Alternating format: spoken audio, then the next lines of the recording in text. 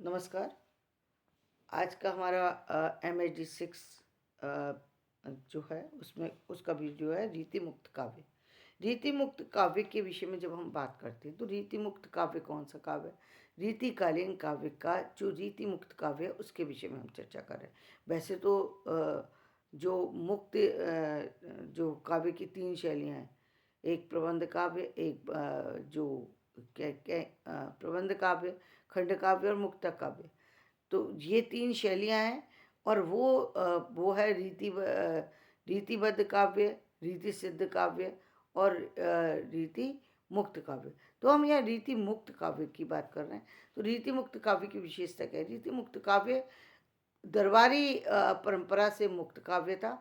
इस काव्य के अंदर सबसे बड़ी विशेषता ये है कि ये काव्य किसी के प्रभाव में आकर के नहीं लिखा है लोगों ने, और अपनी एक मुक्त विचारधारा में होकर के लिखा है। मुक्तक ही लिखे हैं, लेकिन मुक्तक पर उनकी आध्यात्मिक छाया है। मानसल प्रेम की चर्चा नहीं है यहाँ कहीं भी। किसी भी लक्षण जितने भी काव्य के श्रेष्ठ जो गुण बताए गए हैं, छंद पर संबंधी, अलंकार संबंधी, रस संबंधी, उन सबका तो इसमें चित्रण किया गया है।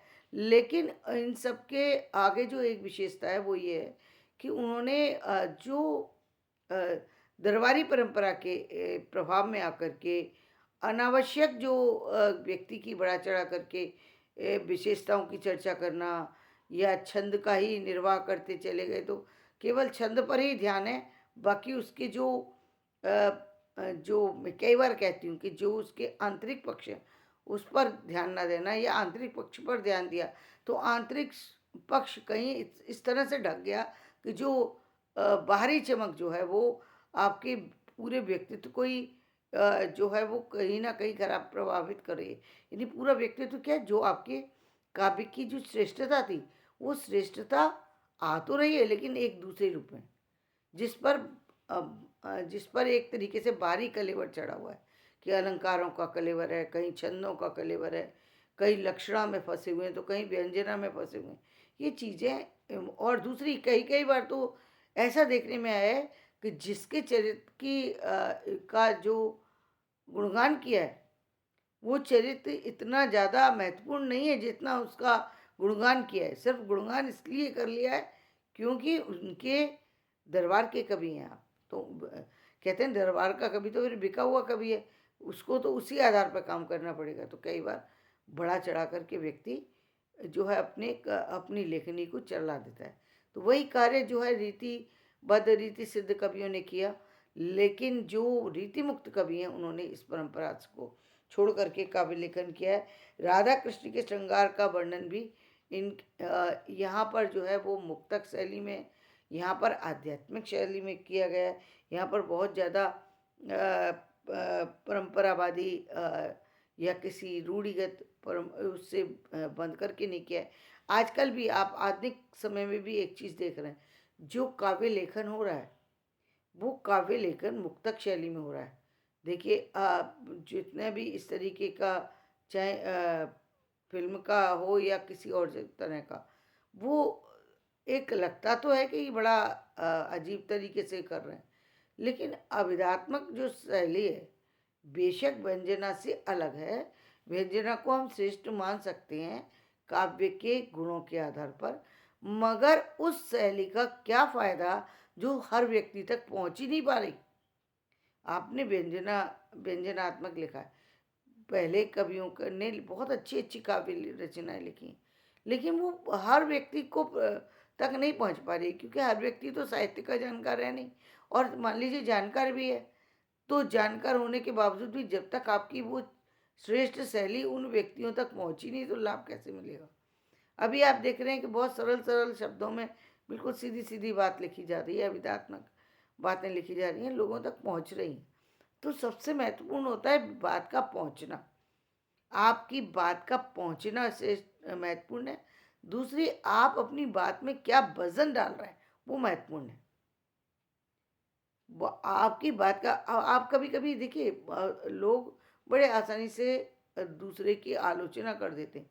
आलोचना के अब एक व्यक्ति एक जटिल समस्या को बहुत इतने लाइटली ढंग से कह रहा है कि आपको ये समझ में भी नहीं आएगी कि ये इतनी बड़ी बात को इतनी आसानी से कह गया।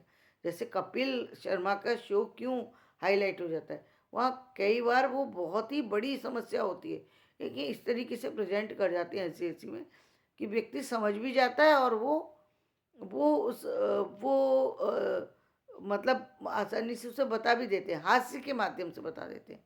हास्य माध्यम इसे जो आपने देखा भारतेंदु जी जो आज इतने श्रेष्ठ कवि कहे जाते हैं, जो उनको साहित्य में पूजा जाता है, उसकी सबसे बड़ी विशेषता ये, उन्होंने जो काव्य लिखा, पहली बात खड़ी बोली में लिखा, दूसरी बात वो सारा समाज की पहुंच में है, समाज उसको समझ पाता है। तो ये बहुत बड़ी बात होती है कि आपकी बात को दूसरा व्यक्ति समझ पाए।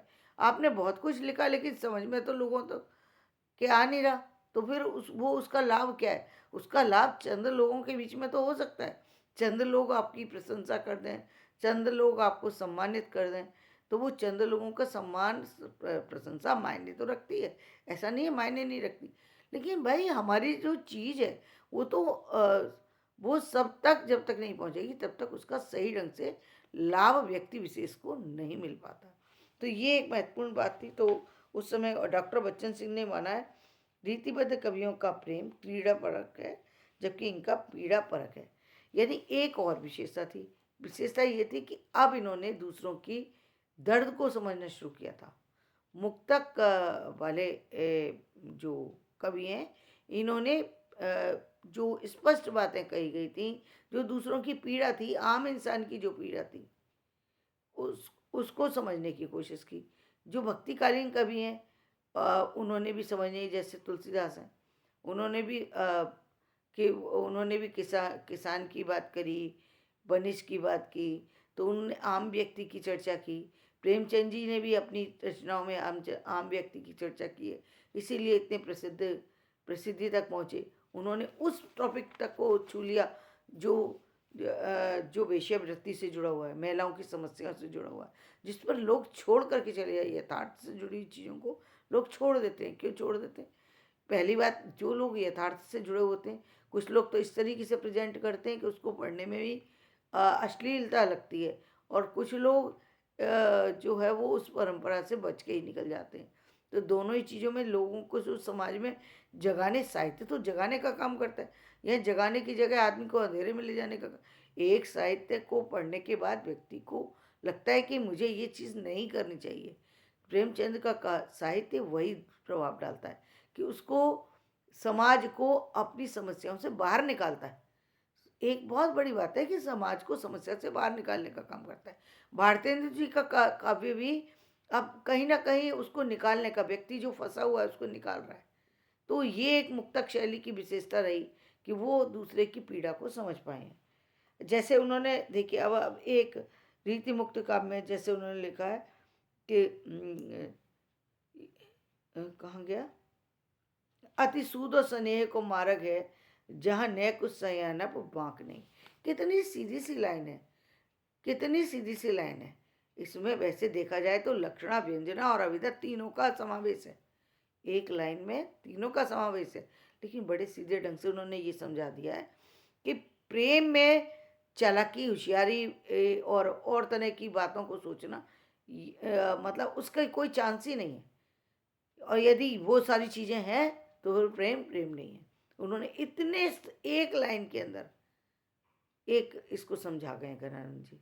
तो ये होती है विशेषता, जहाँ आप बिल्कुल सरलता से अपनी बात को दूसरे के सामने रख के चले गए, और इतने सहजता से कि हर हर मानव जो है, हर व्यक्ति विशेष तक आपकी बात आराम से पहुंच जाएगी, कोई दिक्कत नहीं है। बेशक उन्होंने लोक भाषा में लिखी, बात चाहे लोक भाषा में हो, बात देखिए, हम जो कहते हैं, जो बात करते हैं संप्रेषण की, संप्रेषण में महत्वपूर्ण क्या है? महत्वपूर्ण भाषा है, या टॉपिक है, या क्या है? तो सबसे पहली बात तो ये कि आप अपनी बात को दूसरे तक पहुंचा दें, चीज़ों को संप्रेषित कर दें, यानी उस व्यक्ति विशेष तक वो बात पहुंच जाए जो महत्वपूर्ण थी। तो ये महत्वपूर्ण बात थी। कितनी विशेष बात है कि जीवन में चालाकी सब जगह चल सकती है, प्रेम में चालाकी नहीं चलेगी। चालाकी होगी तो प्रेम खत्म हो जाएगा, चालाकी होगी तो प्रेम की समाप्ति भी निश्चित है, फिर प्रेम बचेगा ही नहीं आदमी को। क्योंकि प्रेम जो व्यक्ति बहुत प्रेम करता है उसके अंदर फिर जब कहते हैं विरह, जब जब उसको वियोग होता है उस व्यक्ति से, प्रेम प्रेम जो है एक या तो त्याग की भावना में बदलता है या घृणा की भावना में। त्याग और घृणा दोनों में बदलने पर उसका तो अस्तित्व ही पूरी तरह से समाप्त हो जाता है, वो फिर जीरो भी नहीं बचता। तो फिर ऐसी स्थिति को उन्होंने इतने सामान्य ढंग से। एक और भी है, देखो, ठाकुर कवि ने कवि शिक्षा के से प्राप्त निर्जीव काव्य प्रणाली के विरोध में भी कहा है, डेल सो बनाए आप मेलत सभा के बीच, लोगों ने कवित्व की वो खेल करी मानो है। अर्थात रीतिबद्ध कवि ढेले की तरह नीरस शुष्क कविता रचकर संवेदनशील कवियों को चोट पहुंचाते हैं। उन्होंने क्या कहा कि नीरस और शुष्क रचना, यानी इतना ज़्यादा बाह्य कलेवर है। कभी आपने उस नायिका को देखिए, उस नायक को देखिए जो बहुत ज़्यादा हाई फाई मेकअप में या बहुत ज़्यादा बन-ठन के बाहर निकले, तो आपका जो असली जो व्यक्तित्व है, आपका असली चेहरा ही कहीं खो जाता है, असली चेहरा ही खो जाता है, असली सौंदर्य ही खत्म हो जाता है। तो ये तो बहुत ज़्यादा हो गया ना। अभी आप देख रहे हैं कि जो समाज के अंदर जो लोग मेकअप करते हैं वो एक सीमा में कर रहे हैं। अब ये नए समाज में एक ऐसा ऐसा मेकअप किया जाता है जो जो आपके चेहरे में के सौंदर्य को बनाए रखता है।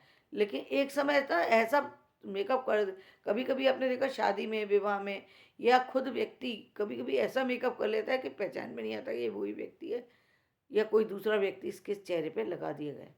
तो इसी तरीके का काम जो है वो रीति बद्ध कवियों ने किया कि जो पूरी जो आपकी चेहरे की जो झलक है, जो मुक्तक साहित्य की जो वो जो एक काव्य के सौंदर्य है उसको समाप्त कर दिया। इतना अधिक उसको अलंकार, रस और बहुत बहुत सारी चीज़ों से जो है बोझिल बना दिया है। तो आज हम अपना वीडियो यहीं समाप्त करते हैं। मेरा वीडियो पसंद आए लाइक करें, शेयर करें और सब्सक्राइब करें। धन्यवाद।